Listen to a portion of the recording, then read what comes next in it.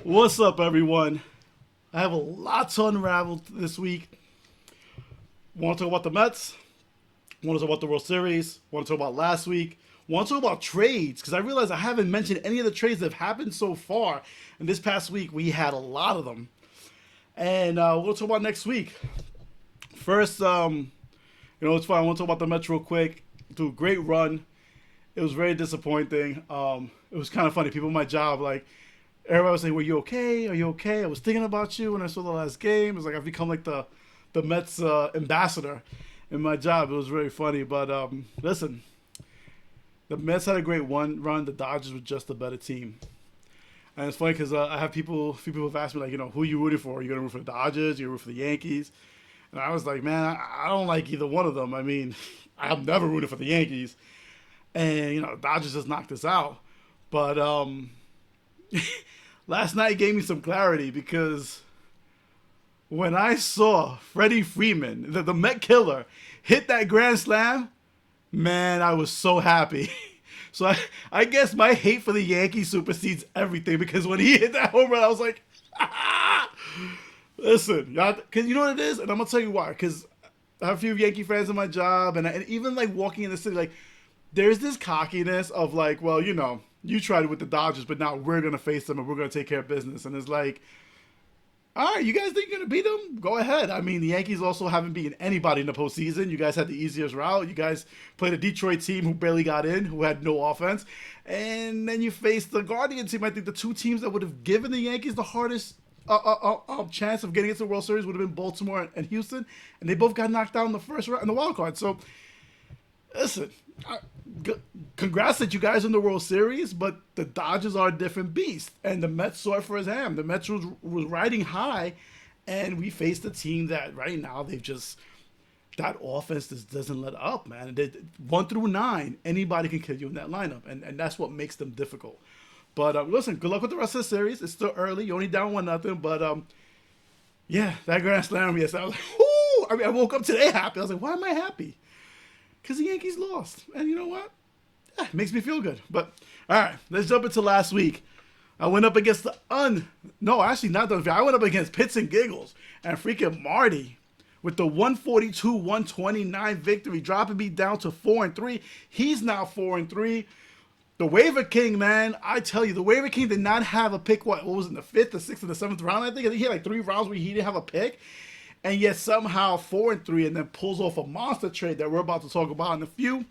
But one good thing that came out of this for me, I finally got a second quarterback, Russell Wilson.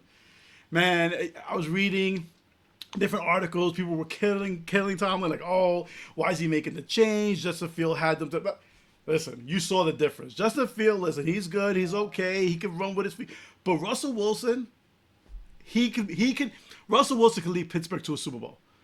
I mean, that's the difference between him and Justin Fields. Like, he is a quarterback that can throw the ball. He's a quarterback that down the stretch can make plays. And don't get it twisted, because I know, like, last few years, last year he actually wasn't bad with Denver. They just wanted to go in a different direction. But yeah, it's gonna be interesting to see. And I'm gonna be rooting for Pittsburgh against the Giants this week because the Giants needs to tank. They need to tank and get a quarterback in the freaking draft. They need to tank. So I want them to not get another win this season so they can have a top 5 pick and get a quarterback. That being said, Marty, good win. You go up to 4-3. I dropped down to 4-3. And then we had the other matchups in the league. We had Frank's Jets against Bushwick Hitman, and it's Frank with the 150-131 victory. Frank going to 2-5, breaking the schneid, and he's finally getting some guys healthy. Mark Andrews had a big game. So Jalen Hurts, Pickens. Well, Pickens has a quarterback now, so now it gives you some stuff. Bubba drops down to 3-4. Frank up to 2-5. Buffalo Bills against the champ legendary Giant. And it was Juan with the 177-136 victory.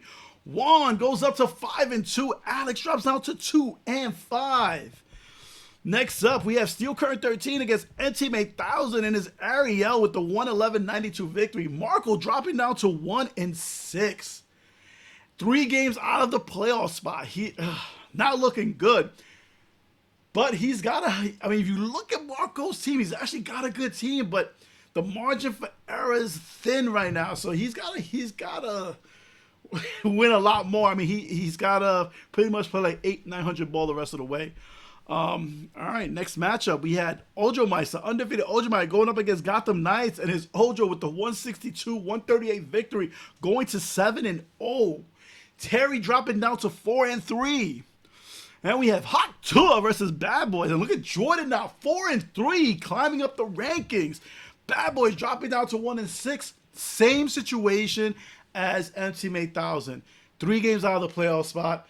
Not looking good. Bad Boy is already trying to now start sell his team. And then in the final matchup, this was very surprising. Not that Will beat Danny 120-90, going to 5-2. But Danny at 4-3, Y2 Deal is starting to sell.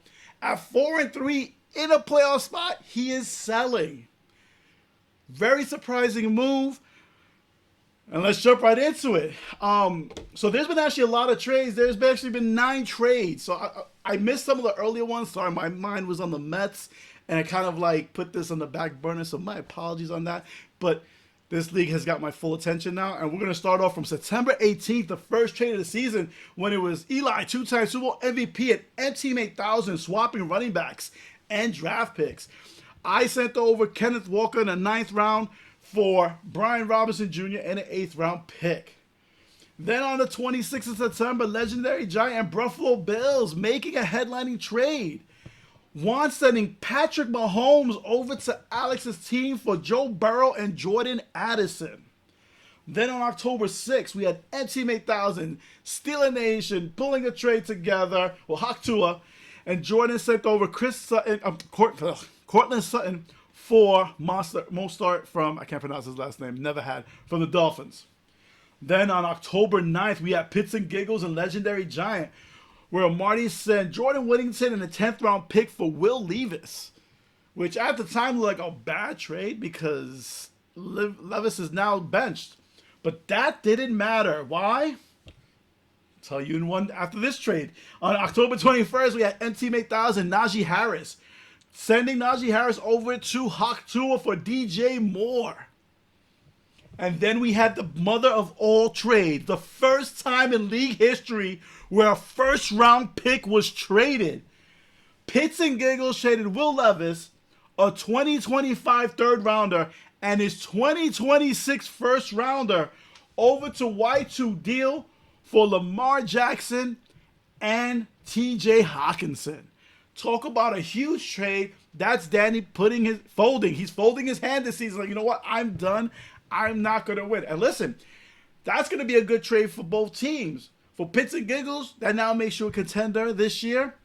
For Danny, it's going to boost you over the next 2 years. I'm going to advise. Make sure you're there for the draft in some capacity, because any draft picks don't mean anything. So make sure you're there, because your first rounder could easily be Daniel Jones again or Joe Flacco. So great trade on both parts. On that same day, we also had a trade with Legendary Giant and Y2 Deal still dealing. Danny sends over Deebo Samuel over to the defending champs for Jordan Mason and a 10th round pick. Later on that day, Ojo Meister and Bad Boys pull off a trade where Ojo Meister sends Deontay Johnson, Xavier Worthy, and a 10th round pick over to Bad Boys for Stephon Diggs. So Bad Boys looks like they may be putting their chips in and giving up on the season. Then on the final trade of that day, Ojo Meister trades Freiermuth, Pacheco, and a 12th rounder for Kyle Pitts. Trades it with me. I give up Kyle Pitts. So a lot of trades going on, 9 trades over the past few weeks, but especially a lot more. There was 4 or 5 over the last 5-6 days. Listen, the deadline's coming up soon. I believe the deadline's in 2 weeks. So teams who are looking to try to get into that mix, this is the time. Just a word of advice on my end with trades. If you are interested in trading, if you get a trade you initially don't like, it doesn't mean that you could counter back, you could counter with something else. That's how trades work. Usually it's not off the first offer and it's done. Usually there's a lot of back and forth till you get the right mix that you're both comfortable moving forward with. Just ask Juan, because he likes to badger everybody until they finally give up a pick to him. All right, let's go to next week. We're going to week 8. Man, we're at the halfway point of the season. That's insane. It's insane. After week 14, we're in the playoffs. All right, let's see. First matchup: Eli, two-time Super Bowl MVP, going up against Bushwick Hitman. Right now, it's a tight game. Bubba's barely favored, 128 to 126. He has a 1-point lead now. The defense down. It's anybody's matchup. They have it wrapped tight here. In the next matchup, we have Frank's Jets, who's 2-5, going up against 1-6 Bad Boys. Frank is heavily favored in this matchup by 77%. Next up, we have Pits and Giggles with his new team going up against Gotham Knights. And right now, he's up early 21-0. And he's pretty favored to win, 62% over Terry's team.